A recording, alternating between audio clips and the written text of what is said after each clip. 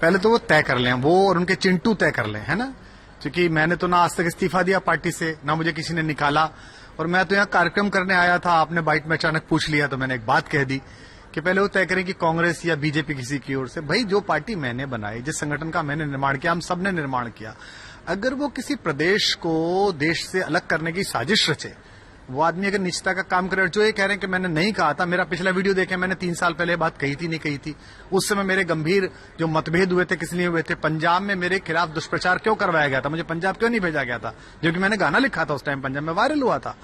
तो मेरा तो किसी राजनीति से कोई संबंध है नहीं, कोई मतलब नहीं है। कोई हारे जीते, भाजपा जीते, कांग्रेस जीते, अकाली जीते, आम आदमी पार्टी जीते, मेरा कोई मतलब नहीं है।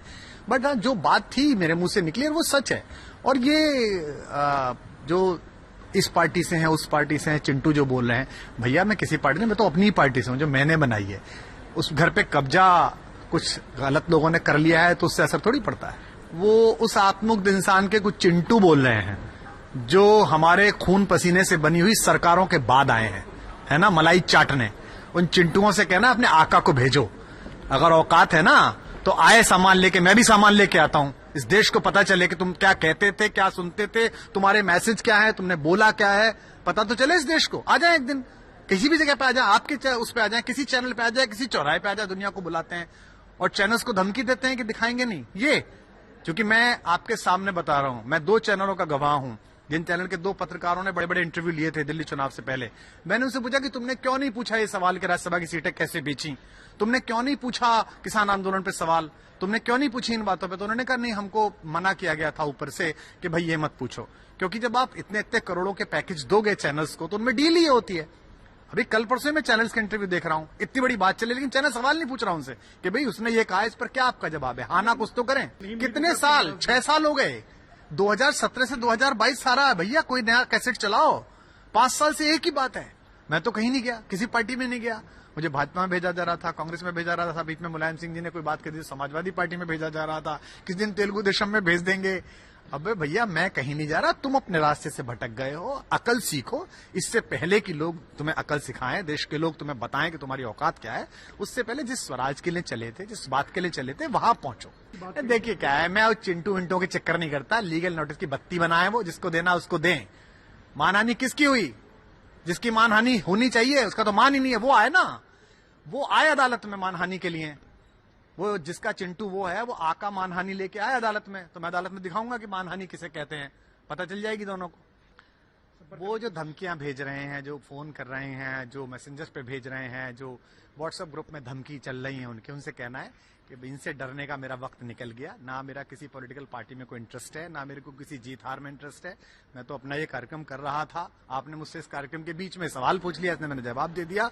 मैं उनकी धमकी से डरने वाला नहीं, और ऐसे लोगों की धमकी से क्या डरना जो लोगों पर आरोप लगा के बाद में माफी मांग लेते हो। मजीठिया से लेके स्वर्गीय श्री अरुण जेटली तक, जिन जिनके फर्जी कागज हमारे सामने लहराए थे उसने कि भाई इस पे बोल, इस पे बोल, इस पे बोल, आगे जा, हम बोल गए मूर्खों की तरह, और बाद में चुपके से भाई साहब मैं माफी मांगता हूं, माफी मांगता हूं।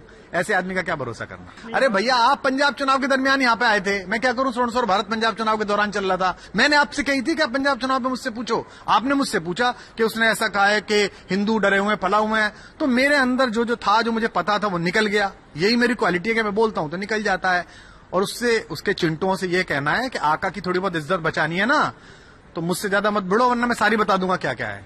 अभी कुछ सांपों के इलाज कुछ विशेष सपेरों पर होते हैं। ये दुर्भाग्यशाली है कि भारत की राजनीतिक पार्टियों के पास वो कौशल नहीं है कि वो ऐसे सपेरों को पिटारे में बंद कर सकें।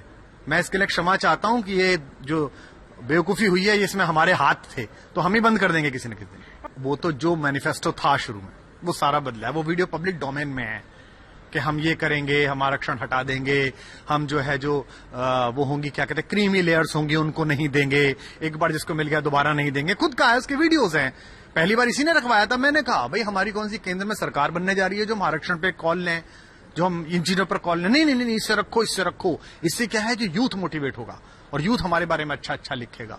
जो आदमी इस तरह की बातें करता हूं, तो मेरी कोई विशेष टिप्पणी इस पर नहीं है। मेरा इतना ही कहना है कि मेरा कोई राजनीतिक मोटिव नहीं है, मेरा कोई राजनीतिक उद्देश्य नहीं है। मैं तो कार्यक्रम कर रहा था, आप आए, आपने मुझसे पूछा और मैंने आपको 3 बार मना भी किया कि भाई मैं ये एक भक्ति का, अध्यात्म का, राष्ट्रवाद का, एक राष्ट्रीय गीतों का कार्यक्रम कर रहा हूं। आपने कहा नहीं बताइए बताइए।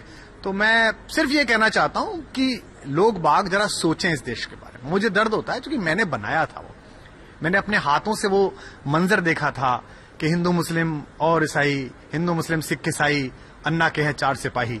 और आज जब ये कहा जाता है कि दलित उप मुख्यमंत्री बनेगा, हिंदू डरा हुआ है, सिख इधर जाए, कैसी बात कर रहे हो यार? कोई है, मैं PSC member, national spoke person, कोई लेटर इश्यू करा, कभी कोई ट्वीट करा हो कि निकाल दिया है, कभी कुछ हुआ हो, मैंने कोई कागज भेजा हो? जो खुद को स्वराज के बड़े मसीहा समझते तो इनसे स्टैंड तो पूछो कि वो हैं कहां। अगर मुझे ना निकाला गया है ना मैंने इस्तीफा दिया, वो चूंकि जेब की है पार्टी, तू ये बनेगा, तू ये बनेगा, तू चला जा, तू आ जा। जो दूसरों को लोकतंत्र सिखाते हैं उनका लोकतंत्र कैसा है मैं बता दूं अभी। और अभी तो मैं पंजाब वालों को और बात कहना चाहता हूं, वो एक गलतफहमी पाल देंगे जो थोड़ा बहुत बीमा वो देने वाले हैं, कहीं भी दिल्ली में कोई देने वाला है। वो जो नंबर 2, नंबर 3, नंबर 4 है ना, जो सुबह दोपहर शाम लगे रहते हैं वंदना में, उनको भी कुछ नहीं मिलने वाला। रिश्तेदार आने वाले हैं, पारिवारिक रिश्तेदार आने वाले हैं कब्जा करने के लिए, वहीं पहुंचेगी पार्टी। मेरे को तो एक दर्द था कि यार ये हिंदू सिख हद हो गई भाई। दरबार साहब और दुर्गाना मंदिर दोनों जगह सिर झुकाने वाले लोग हमने कभी नहीं सोचा कि पहले दरबार साहब में सिर झुका लिया तो बाद में दुर्गाना मंदिर जा रहे हैं, पहले दुर्गाना चले गए तो बाद में दरबार साहब जा रहे हैं। हमारे लिए मालिक के दोनों दरबार एक जैसे। और वहां ये बातें मैं सुनूं तो ये तो दुख देने वाली बातें। कष्ट हुआ तो मैंने बोल दिया। अब इसका जो राजनीतिक अर्थ निकले, जो इसकी पॉलिटिकल गेन माइलेज जिसको जो मिलती हो ना मिलती हो, मैं नहीं जानता, ना मैं इस जीत हार में पड़ा हुआ कि कौन जीते कौन हारे। एक गलत बात थी, मैंने बोल दी। और चिंटुओं से फिर कह रहा हूं कि आका को बचाने के चक्कर में बकवास मत करो, ज्यादा बोल दूंगा तो दिक्कत में आ जाओगे।